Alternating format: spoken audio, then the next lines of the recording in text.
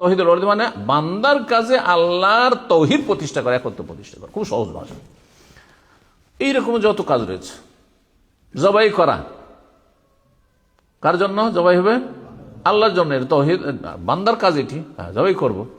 কার নামে জবাই করবো? বিসমিল্লাহ। যদি নিয়ত করি যে এটা হচ্ছে অমুক ওলির নামে, হ্যাঁ, পীর বাবার নামে জবাই করলাম, হ্যাঁ, দেবদেবীর নামে জবাই করলো কেউ, তাহলে মুশরিক হয়ে গেল সে।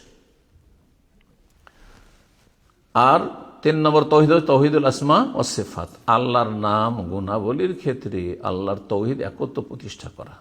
যেভাবে আল্লাহ এবং তার রাসূল সাল্লাল্লাহু আলাইহি ওয়াসাল্লাম তার নাম গুণাবলী সম্পর্কে জানিয়েছেন সেইভাবেই বিশ্বাস করা, আর তাতে অপব্যাখ্যা না করা, অস্বীকৃতি না জানানো, নিষ্ক্রিয় না করে দেওয়া, ইত্যাদি ইত্যাদি এসব রয়েছে। এবং তার ধরন নির্ধারণ না করা।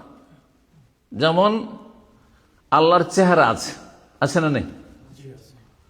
আল্লাহর চেহারা আছে, বিশ্বাস করতে হবে। তাহলে কেউ যদি অস্বীকার করে সেও মুসলিম না। আল্লাহর চেহারা নাই, নিরাকার, মুসলিম না, মুসলিম হইতে পারে, বুঝেনি ইসলাম, ইমানই বুঝেনি।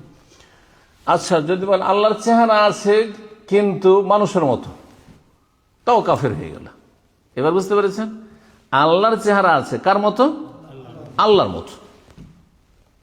আরে আমরা তো নিজেদের ক্ষেত্রে এটা বলছি যে আমার চেহারা কার মতো? আমার চেহারা আমার মতো না। বলবেন যে আমাদের মানুষের চেহারা হচ্ছে বানরের মতো, বলবেন নাকি?